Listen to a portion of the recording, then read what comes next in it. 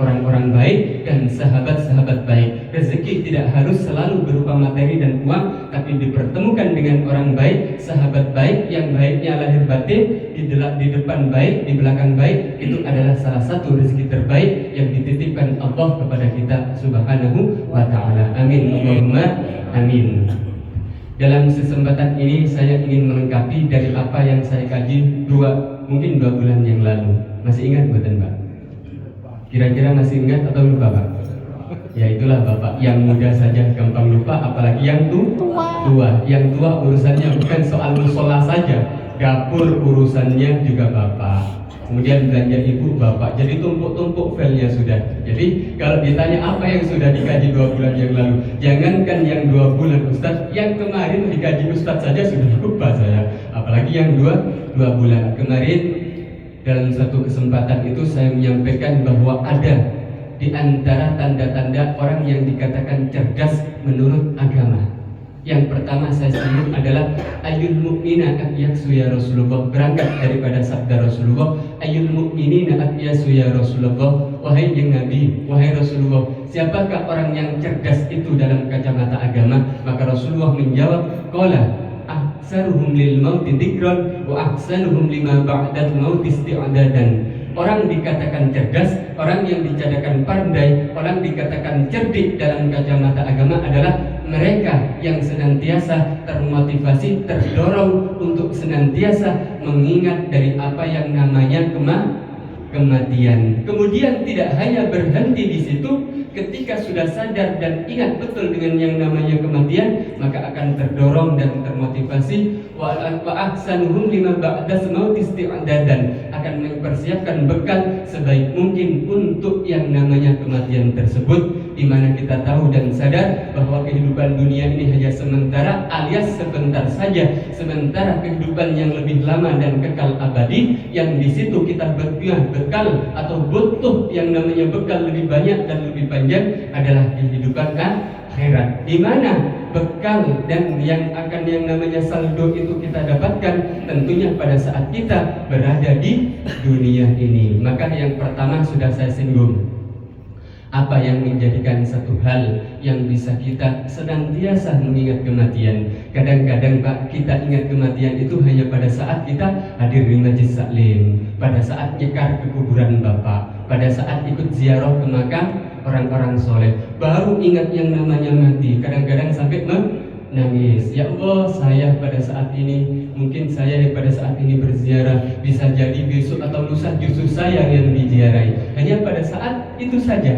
Kemudian sepulang sudah dari ziarah, sepulang dari majlis taklim, pergi pasar, pergi kantor, kemudian ke kantor, lihat yang sudah enggak, lupa sudah yang namanya kematian. Apalagi dilihatkan dengan hal-hal yang sifatnya menutup daripada ingatan kita kepada kematian itu, lupa sudah yang namanya kematian. Itulah fakta daripada kita.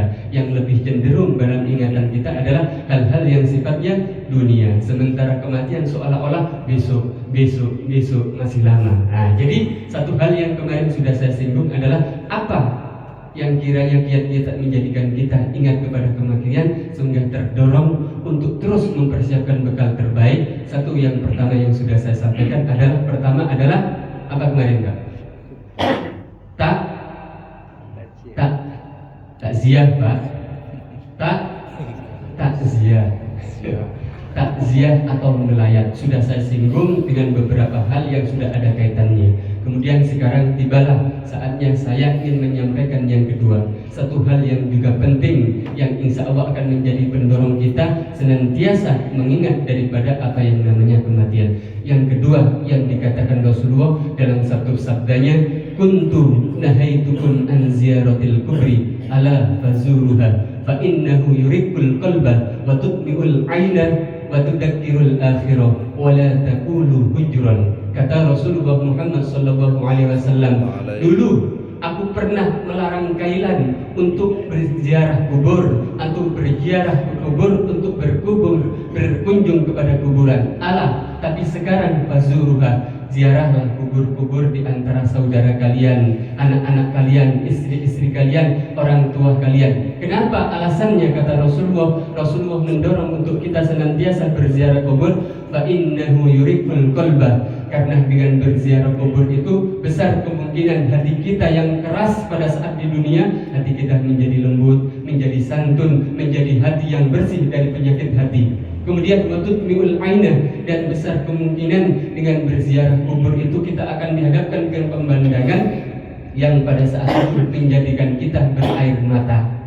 Kemudian watudzakkirul akhirah, yang terakhir, besar kemungkinan dengan berziarah kubur itu kita akan senantiasa diingatkan kepada akhirat. Jadi 3 keistimewaan dan keutamaan untuk mereka-mereka yang senantiasa aktif berziarah kubur. Meskipun dewasa ini Pak, kadang-kadang ada sebagian kelompok, ada sebagian orang yang seolah-olah menyalahkan orang-orang yang berziarah kubur. Ada nggak Pak? Ada. Mereka juga punya alasan. Kita terima selagi alasannya betul. Sementara kalau dilihat diadaptasi dengan hadis ini, justru Rasulullah menganjurkan hadis ini mutawatir sekali. Hadis kalau mutawatir itu di atasnya sahih. Sementara ustaz-ustaz yang mengatakan ziarah kubur haram, ziarah kubur syirik, kan ada seperti itu ya? Itu cuma kelasnya mungkin hadisnya sahih. Sementara hadis kuntu an ziyaratil kubri ala fazuruha, itu hadis yang mutawatir. Hadis kalau sudah mutawatir dalam ilmu mustalah hadis itu adalah hadis yang levelnya sudah di atas sahih. Kalau ada sahih, ada hadis hasan, kemudian beberapa kumpulan hadis sahih yang banyak beberapa orang meriwayatkannya, inilah kelasnya mutawatir. Artinya ada hadis itu sahih yang hanya diriwayatkan mungkin Imam Bukhari. Ada yang hadis sahih itu mungkin diriwayatkan hanya Imam Muslim. Ada hadis sahih itu mungkin diriwayatkan hanya di Musnad Ibnu Hanbal, Musnad Ahmad, Sunan Abu Dawud, Sunan Nasa'i. Tapi kalau umpamanya 6 hakim imam hadis ini meriwayatkan, ditambah imam yang 9 kutubut tis'ah, itu sama-sama meriwayatkan, inilah yang disebut dengan hadis mutawatir. Jadi hadis sahih yang diriwayatkan oleh beberapa rawi dan perawi hadis, itulah yang dikatakan sebagai hadis mutawatir. Kelasnya ada nanggung hadis ini Pak, hadisnya mutawatir. Sementara ada beberapa kelompok yang justru melarang, mengharamkan, bahkan mensyirikkan ziarah kubur.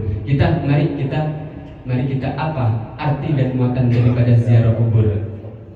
Kalau kita berziarah kubur, yang pertama yang niatnya adalah satu, apa Pak? Apa niatnya kita ziarah kubur pertama itu?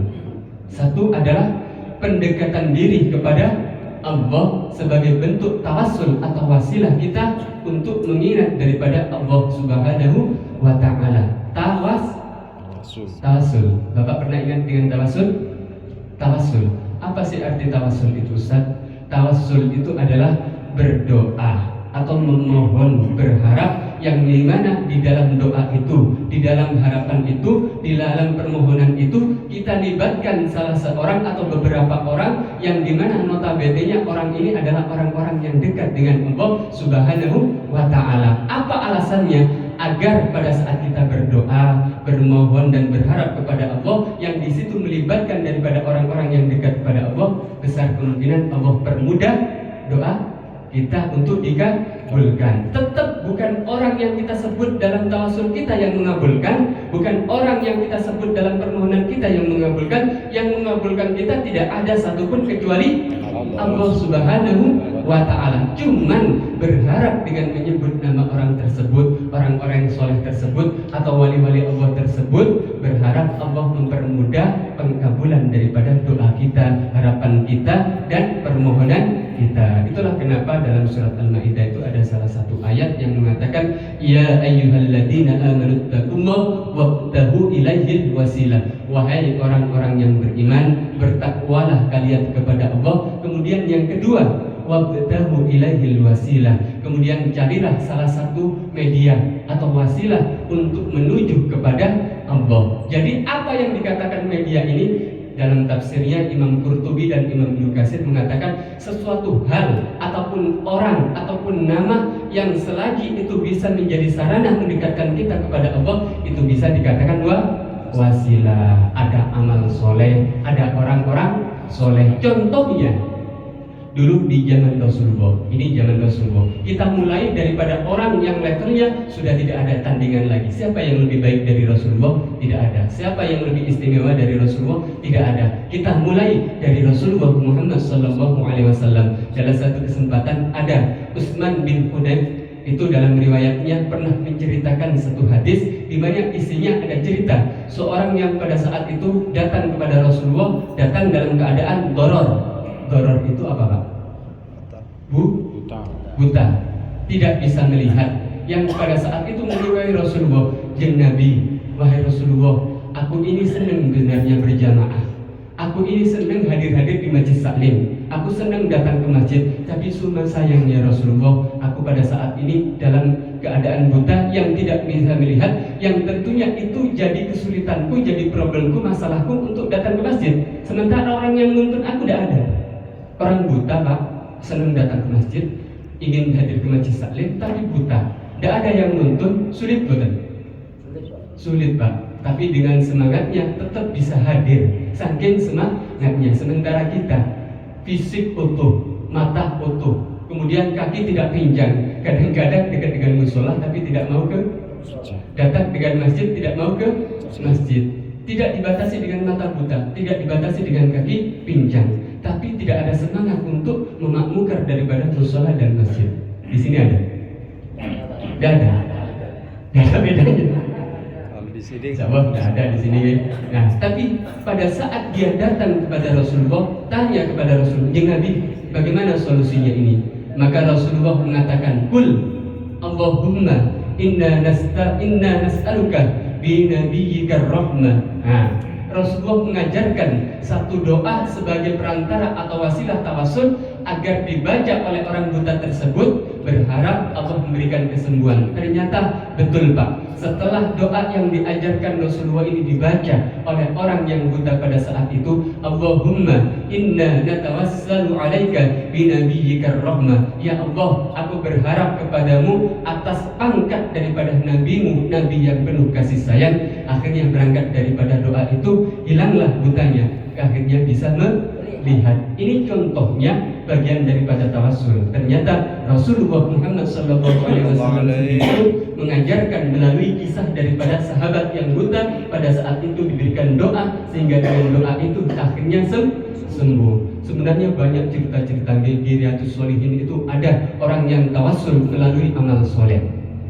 Ini Rasulullah. Saya contohkan lagi selain Rasulullah. Siapa orang yang bisa dikategorikan sebagai wasilah atau dalam wasilah dalam bertawassul agar apa yang kita inginkan itu bisa benar-benar dikabulkan oleh Allah? Salah satunya adalah orang tua kita sendiri. Pak, kalau ada wali hebat di dunia ini, maka tidak akan pernah mengalahkan kehebatan daripada orang tua. Kalau bapak ke wali-wali itu loyal, datang ke ziarah ke wali-wali, makam wali itu loyal. Lalu jangan lupa Pak, ada makam atau kuburan yang lebih layak untuk diziarahi daripada wali-wali tersebut. Siapa? Makam orang tua lebih layak untuk kita ziarahi daripada wali-wali Allah yang lain. Kadang-kadang kita aktif di wisata religi, mengajak jamaah kemudian berkunjung ke tempat-tempat yang katanya itu tempatnya wali, kuburan wali. Sementara kuburan orang tua yang dekat yang cuma ada di kilo 1 Telindung jarang kita kunjungi. Itu salah Pak. Harusnya ketika kita loyal kepada wali-wali Allah dengan berziarah kuburnya, maka orang tua pun harus lebih sering daripada wali-wali Allah untuk kita kunjungi daripada makamnya. Dalam satu kesempatan diceritakan dalam hadis yang di amal soleh itu Pak, ada 3 orang. Ini di kitab Taubah itu ada, di kitab Riyadhus Shalihin. Riyadhus Shalihin itu hadisnya semuanya muttafaqun alaih. Kalau hadis sudah muttafaqun alaih, itu berarti sudah sahih. Apa maksudnya muttafaqun alaih? Imam Bukhari dan Imam Muslim sepakat dalam hal redaksi dan sanadnya, semuanya sama.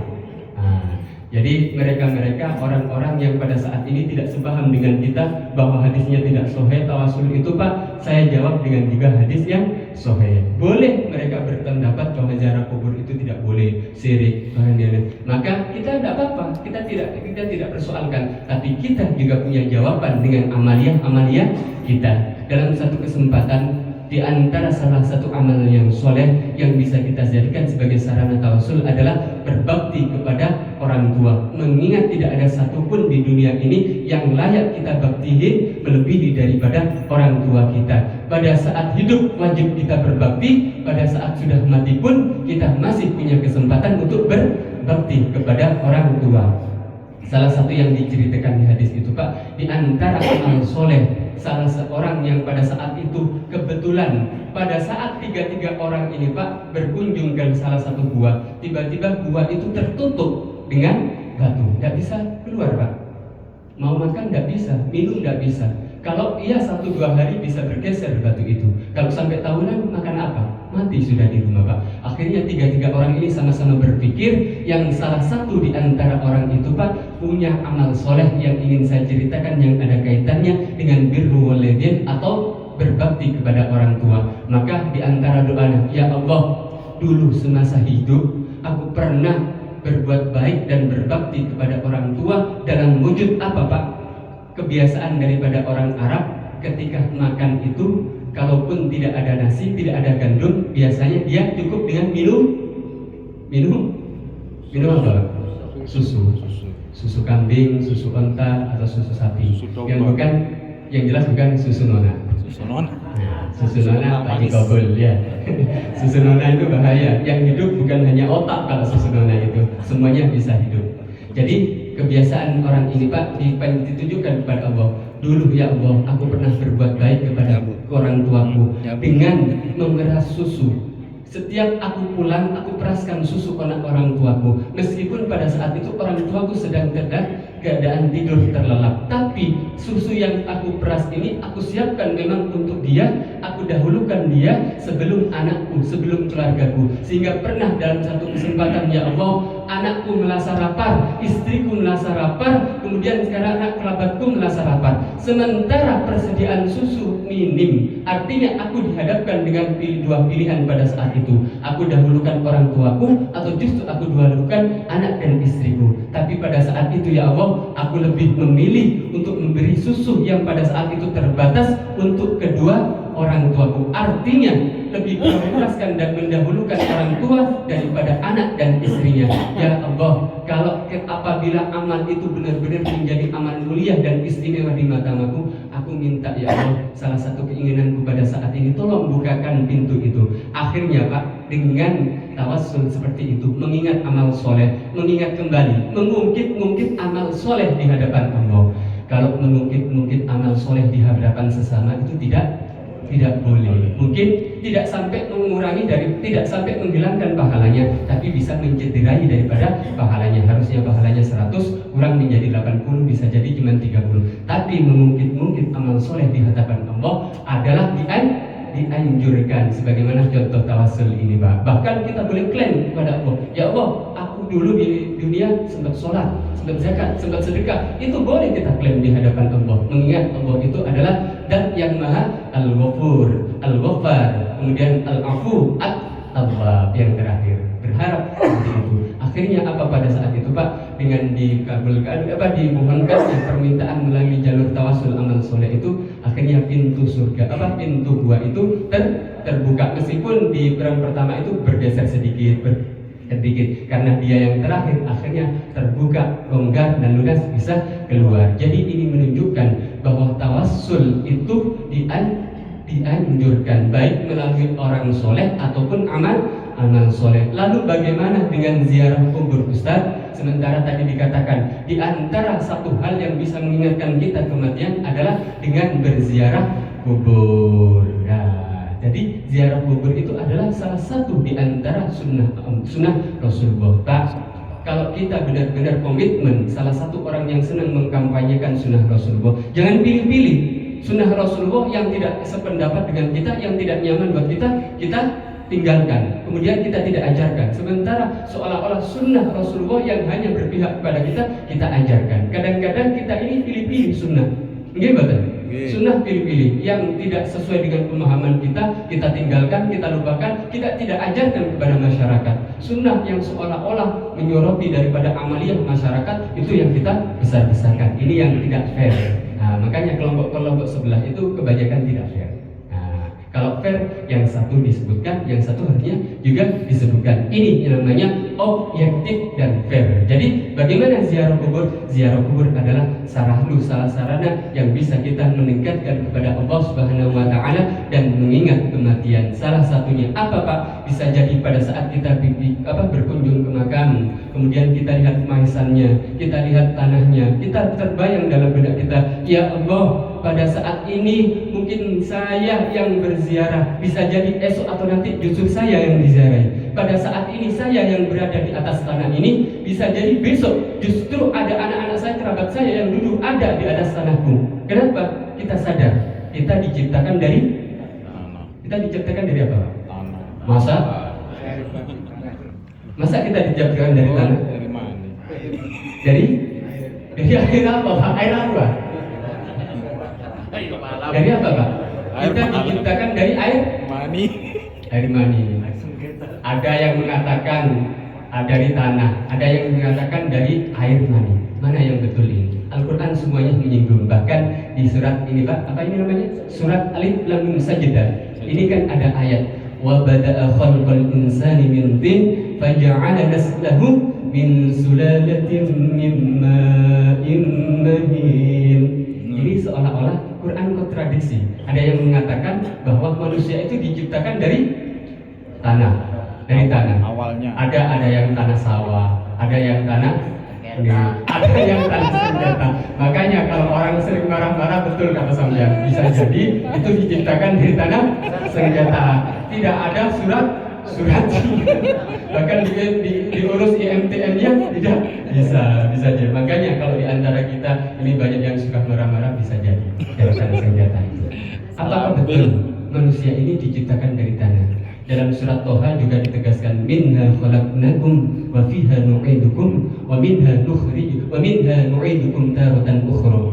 Dari tanah kita diciptakan, kemudian ke tanah kita dikembalikan, wa minha nu'idukum taratan ukhra. Kemudian dari tanah itu kita dibangkitkan untuk yang kesekian kalinya. Jadi betul diciptakan dari tanah, kemudian dikubur di dalam tanah, kemudian nanti di yaumul ba'tsi, hari kebangkitan, kita dibangkitkan dari tanah. Dari tanah kok sombong Pak? Jadi dari tanah. Makanya model-model sampean ini tanah semua. Tanah-tanah ini layak kasih surga. Insya Allah selagi kita memakmurkan daripada sosok ini, kita bagian daripada tanah yang layak bisa berada di surga. Tapi yang ingin saya katakan bahwa betul Al-Quran itu mengatakan bahwa kita diciptakan dari tanah, itu betul. Kita diciptakan daripada air mani, itu juga betul. Yang pertama dari tanah, jangan sombong. Kemudian yang kedua, lebih remeh lagi, sepele lagi, dikasih ayam tidak mau, air mani dikasih ayam mau.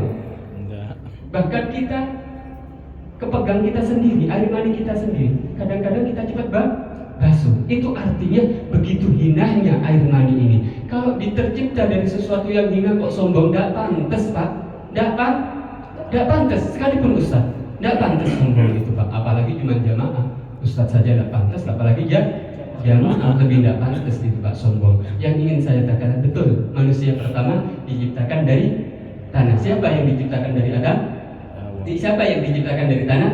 Nabi Adam alaihissalam itu diciptakan dari tanah. Kemudian tergenerasi daripada Nabi Adam sampai tibalah kepada saatnya kita itu diciptakan dari yang namanya mani. Awal penciptaan manusia itu diciptakan dari yang namanya tanah, dimulai daripada Adam. Kemudian setelah Nabi Adam, keturunan-keturunannya termasuk kita, itu diciptakan daripada yang namanya air mani melalui proses, kalau dalam bahasa biologi itu proses proses embriologi. Di sini kan ada dosen. Jadi proses embriologi mulai dari 4 bulan pertama mani, 4 bulan kedua itu segumpal darah, 4 bulan ketiga itu adalah daging. Kemudian setelah bentuk daging, 4 yang terakhir diciptakan atau diperintahkan malaikat pada saat itu untuk ditiupkan ruh. Artinya pada saat di kandungan ibu, pada saat kita status janin, kita sudah hidup sebenarnya. Kenapa? Ruh itu sudah ditiupkan pada saat kita ada di kandungan. Inilah namanya proses embriologi. Jadi agama dengan teknologi itu ada kaitannya. Jangan pisahkan agama dengan ilmu teknologi. Bahkan Al-Quran itu menantang kepada kita, ya ma'syarul jinni in istata'tum an tanfudu min aqtaris samawati wal ardi fanfudu. Artinya ayat ini seolah-olah menantang kepada kita, Allah, wahai manusia, kalau kamu mampu taklukkan dunia bersama ini, silakan. Tapi kata Allah, la tanfuduna illa bisultan, tapi kamu tidak akan mampu kecuali dengan sultan. Ulama mengartikan, menafsirkan kata sultan ini dua pendekatannya. Yang pertama itu adalah mukjizat, yang kedua adalah teknologi. Betapa banyak teknologi ini benar-benar yang dulu mungkin mustahil tapi sekarang berhasil. Untuk punya anak, kadang-kadang kita ini kalau umpamanya nih ada suami istri itu lama nikah kok enggak punya anak, tiba-tiba datanglah ke dokter kandungan, konsultasi, akhirnya disarankan dengan istilah bayi tabung. Namanya apa? Cloning atau bayi tabung. Terlepas hukumnya itu masih diperdebatkan, tapi teknologi menjawab hal itu. Artinya dengan proses teknologi melalui bayi tabung ternyata ada yang namanya kehidupan. Makanya kadang-kadang orang yang bapak ibunya ini bukan orang yang baik, tapi dengan proses bayi tabung itu kadang-kadang justru anaknya baik dan hebat dan cerdas.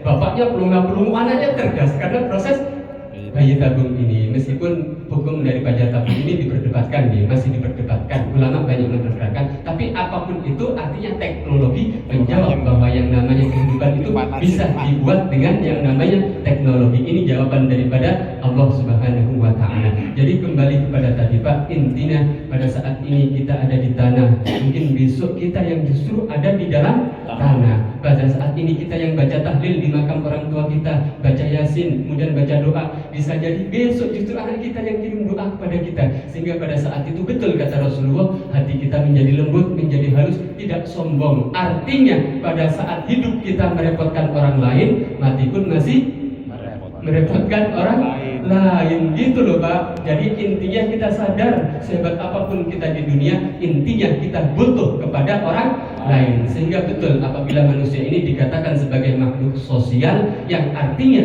masih ketergantungan kepada orang lain meskipun pangkat dan uangnya banyak.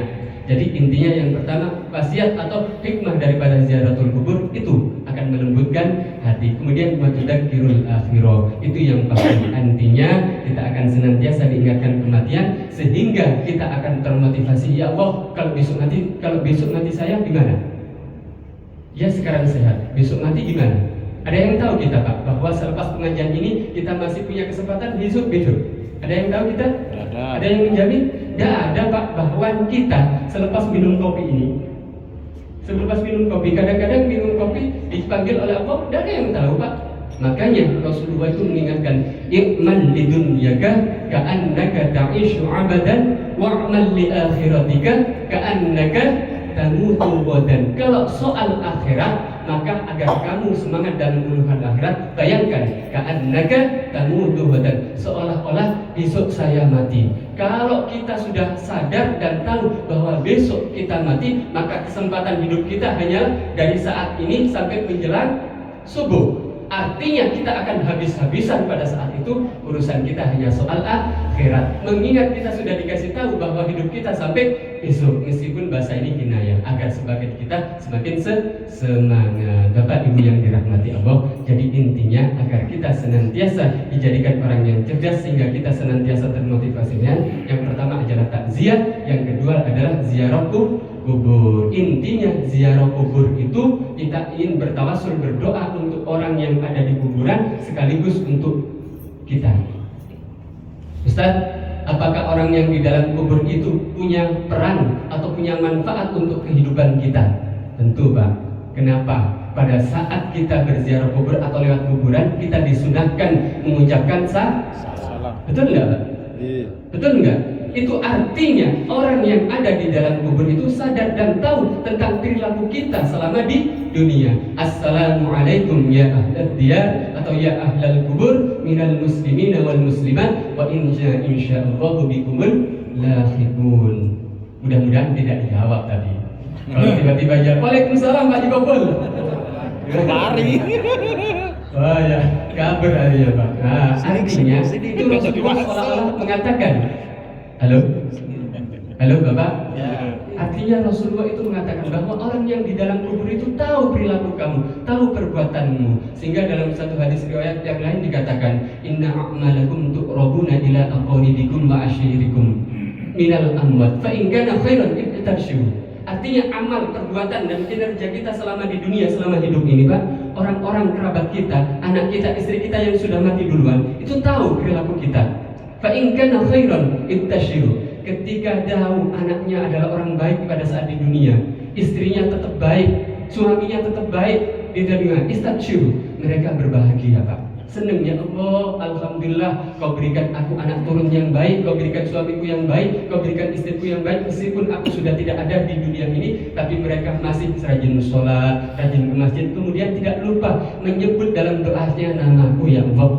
Kemudian yang tidak ingin, wa in kana khairu dzalik wa qala, wa in kana khairu dzalik wa qala Allahumma la tamuthum hatta tahdiyahum kama hadaitana. Tapi ketika orang yang sudah mati itu tahu bahwa sanak familinya yang di dunia itu perbuatannya selalu maksiat, maka apa yang ia ucapkan pada saat di dunia? Tidak menyesal, Pak. Bukan menyesal, bukan mengumpat, bahkan bukan melaknat. Beda dengan kita, anak kita kurang ajar, weh, anaknya siapa, Bang? Padahal anaknya sendiri, dia yang buat, lupa. Tapi saudara kita, anak kita, istri kita, bahkan orang tua kita yang tahu kita pada saat di dunia ini tidak baik, mereka yang sudah mati, Pak, apa yang dikatakan? Waqala Allahumma, ya Allah, la tumithum, jangan matikan dulu mereka, hatta tahdiyahum, sampai kamu memberikan petunjuk dan hidayah kepada mereka sehingga mereka akan menjadi baik sebagaimana diriku. Lah, Pak, jadi orang yang masih mati, orang yang sudah mati, itu artinya punya kesempatan berdoa untuk sanak familia yang masih hidup di dunia ini. Itu artinya, Pak, interaksi komunikasi kita dengan saudara kita, orang tua kita yang sudah mati adalah tetap bisa melalui apa? Yaitu dengan cara tawassul, entah dengan amal soleh ataupun dengan orang-orang soleh yang salah satunya yang diajarkan Nabi adalah dengan berdoa. Jadi jelas, gitu. Tawassul itu bukan minta ke kuburan. Jelas betul. Mereka yang mengatakan tawassul haram, tawassul syirik itu seolah-olah kita datang ke kuburan itu minta ke kuburan. Mbak, tolong keluarkan tohelnya, Mbak. Seolah-olah seperti itu di mana ini? Tidak, Pak. Kita tidak pernah. Kita minta ke kuburan, betul? Kita minta ke kuburan? Tidak minta ke kuburan, Pak. Justru kita berdoa, kirim bacaan baik, kalimatut thayyibah untuk orangnya di dalam kubur tersebut. Loh, ini yang disalah persepsikan oleh mereka. Betul, dulu nih, kenapa Rasulullah dulu itu melarang kita ziarah kubur? Dulu orang Islam kan masih pertama, Islam masih datang baru, kemudian iman tidak terlalu kuat, dikhawatirkan kata Rasulullah, ketika pada saat awal Islam datang aku sudah anjurkan ziarah kubur, khawatir saya persepsikan bahwa di situ ada anjuran untuk meminta kepada kubur dulu pertama. Kenapa? Hal itu terjadi pada saat kaumnya Nabi Nuh mengkultuskan salah satu orang soleh 4 yang namanya di surat Nuh di juz 9 itu kan ada lafaz atau ayat waqulu la tadarunna alihatakum wa la tadarunna waddau wa la su'a'u wa la yahuqa wa yaquqa wa nasr 5. Dulu kaumnya Nabi Nuh itu di samping ada Nabi Nuh sebagai orang yang punya otoritas pada saat itu pemimpinnya, ada beberapa ustadznya yang termasuk ustadz senior yang dikultuskan oleh masyarakatnya. Yang pertama apa? Waddau. Yang pertama Su'a. Nama Ya'ub. Yang keempat Nasr. Oh yang empat. Wala tadarunna waddau wa su'a'u wa yaquqa wa nasr. Jadi 4, betul. Nah, 4 ini, Pak, dikultuskan. Kemudian ketika 4 orang yang diceritakan dalam surat Nuh ini meninggal dunia, tiba-tiba masyarakat itu tetap berbondong-bondong mengkultuskan daripada 4 orang ini. Sehingga pada saat itu Rasulullah kenapa melarang pada saat awal Islam ada ziarah kubur? Khawatir umatnya sebagaimana perilakunya kaumnya Nabi Nuh pada saat itu yang mendewakan, mengkultuskan daripada 4 orang tokohnya yang pada saat itu disembah dan dimintai daripada manfaat dan madharat. Sementara kita umat Muhammad meyakini tawassul dan ziarah kubur ini hanya sebatas wasilah pendekatan diri kepada Allah melalui doa dan bacaan-bacaan yang baik. Jelas, Gen? Jelas? Jadi itu mungkin dalam kesempatan ini yang saya bagi. Jadi intinya ziarah kubur itu banyak manfaatnya untuk kita, terlebih kita yang sudah tidak mudah lagi ini atau yang sudah tua berangkat dari itu, mudah-mudahan kita senantiasa tersemangat, termotivasi, terdorong untuk senantiasa mengingat yang namanya akhirat dan kematian. Amin Allahumma amin, mudah-mudahan ada manfaatnya. Baik Bapak Ibu yang dirahmati Allah, sebelum saya tutup mungkin ada 1-2 pertanyaan yang jenengan tanyakan terkait apa yang saya sampaikan. Barangkali ada yang mau tanyakan, monggo. Kalau udah ada ya kita tutup nih.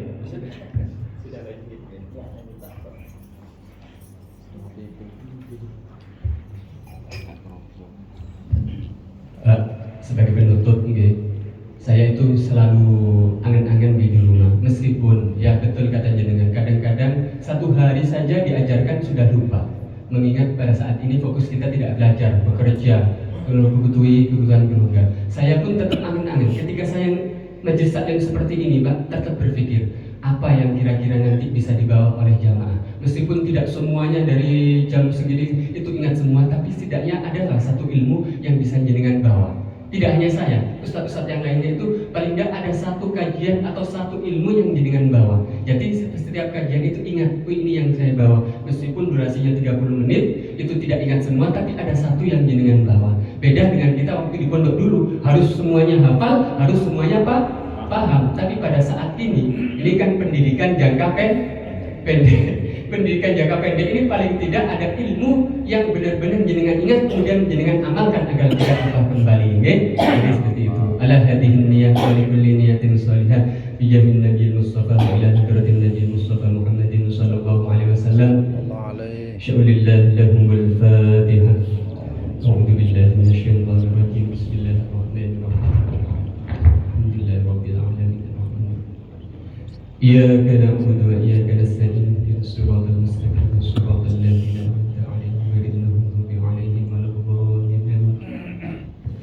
Bismillahirrahmanirrahim. Alhamdulillahi rabbil alamin. Allahumma shalli wa sallim 'ala sayyidina Muhammadin wa 'ala ali sayyidina Muhammad. Subhanaka la 'ilma lana illa ma 'allamtana innaka antal 'alimul hakim. Rabbana anfa'na bima 'allamtana, rabbi 'allimna alladhi yanfa'una, rabbi faqihna wa faqih ahlana wa qarabatin lana fi dinina. Allahumma ij'al jam'ana hadha jam'an marhuma wa tafarruqana min ba'dihi tafarruqan ma'suma wa la taj'al fina wa la ma'ana syaqiyan wa la mahruman bi rahmatika ya arhamar rahimin. Rabbana atina fid dunya hasanah wa fil akhirati hasanah wa qina 'adzaban nar. Wa sallallahu ala sayyidina Muhammadin wa ala alihi wa sahbihi wa sallam.